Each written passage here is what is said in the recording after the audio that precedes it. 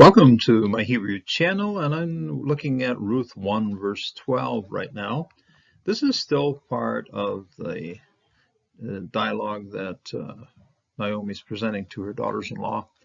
It's quite a lot of theoretical postulation, a lot of, oh, I could do this, and this is where I'm at, and I'm a little too old for this, and what if I would try this, and is that going to happen?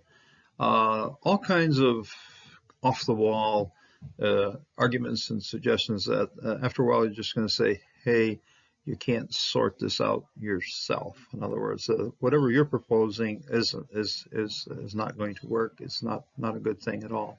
And what it's telling us is that when we try to resolve our issues just with human ways of doing things, it's going to end in disaster. And so there's a lot of theoretical stuff that Naomi's proposing to her daughters-in-law, and it's not going to work. It's just everybody kind of seems to recognize these are suggestions that cannot be taken seriously. It tells us that if we're going to try to figure out our lives on the basis of our own ideas, our own plans, and so forth, it's not going to work. That's what we're seeing here in this particular passage. It is a passage in which the first person suffixed form of the verb appears numerous times. It seems like our author wanted to gather them all in one place. Some of them are stative, in other words, state of being, something is there, and then other things are happening, and it's all in the first person. I'm going to do this, I'm going to do that, I'm going to do that. And that makes this particular text a very egocentric type text. Anytime we try to do things egocentrically, it's not going to go well. So we'll look at the first person suffixed forms. The commentaries or the grammar books will tell us, oh, that's the perfect form. And sometimes some of these events don't take place just all at one time, and it isn't a simple. Some of them are simple past, but some of them are stative. In other words, action that occurs or a state of being that occurs over a spread of time. And so calling it a perfect, not a good idea. Simply best to call it a suffixed form of the verb. And we're going to see a lot of them in this particular study, starting right now. Again, an ancient manuscript, handwritten, and starting, right here, Shovna. Third time it appears, apparently, and it's a hortatory or imperative, return, turn back, go back, Shovna. That's a second person plural telling the two girls. So right here, Naomi is talking, and this is what she's saying about what should happen to the girls and what she's doing, and so forth. So, Shovna, and return, based on the root of shuv, okay, return, go back. Benotai, my daughters, okay, benot is plural, benotai, my daughters, with a suffix, first person pronoun suffixed on here. So, benotai, my daughters.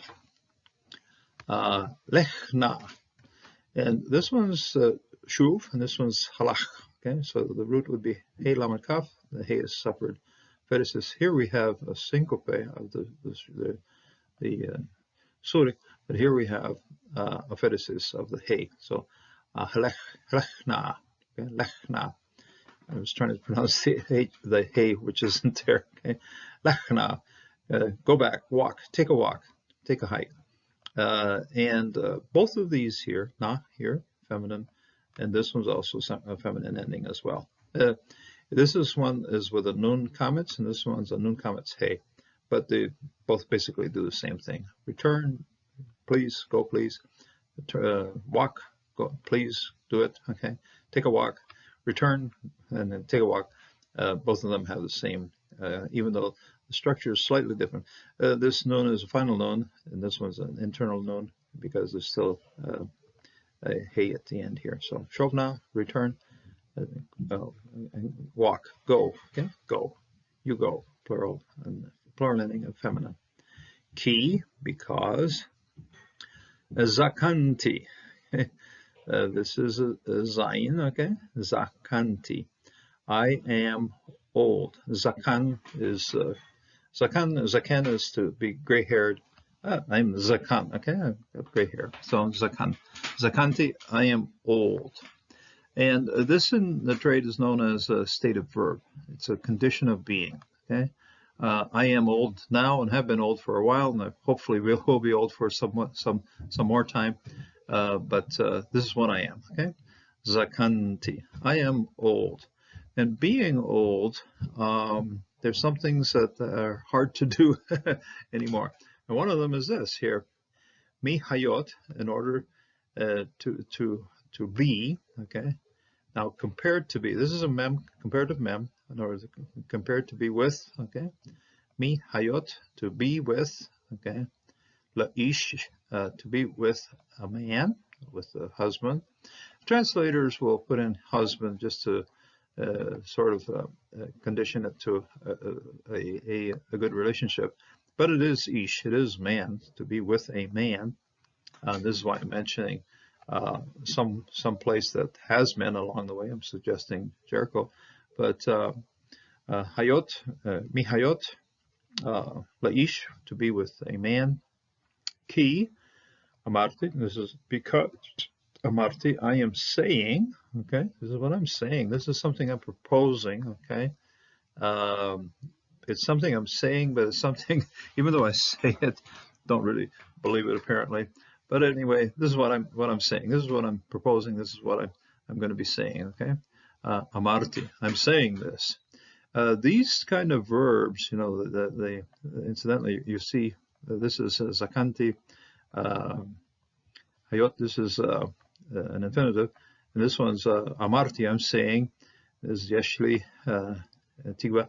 This is haiti and yalati. There's numerous ones here. The first person suffix forms of the verbs that we have here. Okay, I'm old, I will be, and then laish with a man.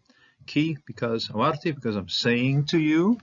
I might say to you, I could say to you. Yesh, there is. Li, okay, there's a makef joining these two sections together.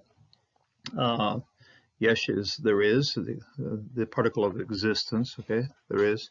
Many of the languages, or some of the languages I've worked with on the indigenous level, have the same concepts. In Maya, it's yan, okay, so, but here it's yesh, okay, yesh, there is.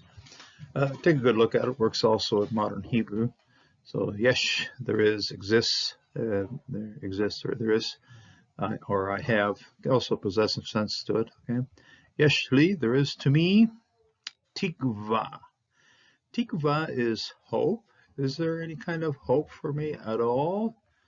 And one of the nice ways of remembering the meaning of tikva is to look at the central consonant that gives this meaning, this word. It's very central meaning. It's a kof. A kof in ancient times was a rope with a knot on the top. The knot was tied onto something very firm. So if you wanted something to hold on to, or you wanted something to take your measure, you held on to that cord. Okay, right here, tikva, holding on to the cord. This is hope. This is something we can hold on to. This is something we can trust. This is something that we wait for. Do we have hope? Do we have something that's firm that we can grasp? Yeshli tigwa, is there hope? Agam, also. Okay. Haiti, that I would be. This is Haiti. Again, often also very much a theoretical postulation. We've seen this all the way from the previous verse, and we see it again here. Haiti, that I would be. Okay? Would be. And here we have an interesting word, which is not a word. Okay? And the reason it's not a word is there's no vowel pointing. So what the scribe did right here, he started out with a hey, and then he put a lamed, and then he put a vav. Then he realized he didn't have space for the last syllable over here, the lamed hey. This was supposed to be halayla, and he didn't quite have space to finish it. So he stopped, just left it there with no vowel pointing on it. When a word doesn't have any vowel pointing on it, it doesn't really exist. It's not going to be pronounced. So this is a non-word. Letters are there, it's a non-word. And we want the word, we'll find it over here, halayla, okay? And this is Lila, night, and then halayla as the article tonight. So if you go yom, it's day, and hayom, that's today. Lila, that's night, and halayla, that's tonight. Okay, put an article in front of Lila, and you have tonight. So this is halayla, something that would happen tonight, possibly happen tonight, that I would tonight. Laish, to be with a man. Laish, so I would be tonight with a man. Begam, and also Yalad T, that I also would give birth to. Okay, that I would give birth to. These are all postulations. These are all theoretical suggestions that Naomi is making, and it's all kind of stacking up. This isn't going to work. It's just not. No matter how much you tried in yourself to pull this off, it's not going to work. So, Yalad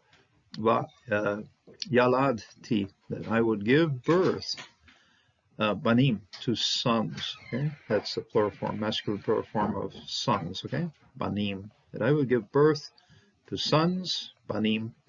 And then we're in verse 12, and this siluk and sof pasuk closes off verse 12. I'm not going to start in verse 13 because these first three words are quite complex, and so it's a good thing we'll have these separate study in the next video.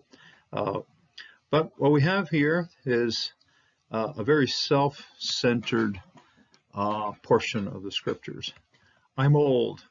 I would be with a man, and both suggestions here. This is Hayoti, Mehayot Laish, and this was Halayla Laish. Okay, she's saying the same thing twice here. She's saying, okay, that I would be with a man. Ki amarti, because I say to you, yeshli, there is to me a hope. Could there be hope for me? Gam hayiti, that I would be halayla tonight with a man. Laish vegam yaladhi, and from that relationship, from that very quick marriage, from that quick wedding, would there be children? And the answer comes to us in the next verse. That's not really going to work. So figure out something else. So the fact that all of this chugs along in the first person means that the passage is very much in the first person. It's a very self-centered style of Hebrew and of what she is talking about and what she's suggesting. And when we become self-centered, things don't go well. When we think, oh, I can do this, or I should be doing this, or this might happen to me, or this is what I could maybe accomplish, this is something that I can do in my own power, the answer is going to come back. You try things in your own power, things are not going to go well. So this kind of self-centeredness here in the grammar might have been part of her personality at this point in her grieving and in her looking at her studying her own self. She's looking at things that could happen or might happen to herself and finding out, hey, this ain't going to work. It's not working. And so she's making a lot of suggestions here that simply aren't going to work. So when we're self-centered, it's not going to work. We have to be centered on the Lord, and the Lord has to carry out his will for us. If we're trying to do it on our own power, it's going to fail. And that's what we see here with Zakanti, Amarti, Hayiti, Yaladti. All of these things are self-centered verbs. Don't be self-centered with your life. Open your life to the Lord, and when your life is lived according to his will, things will go well. If you try to do it on your own strength, it's not going to go well. God bless and God strengthen you, and we'll look forward to a really good study on the next time. It's some of the most complex Hebrew of the book, so we'll get to it and we'll go through it. It takes a little while to sort it out, but we'll get it through it. It works, and so stay tuned for the next video when we can look at some very interesting constructions. So until the next time.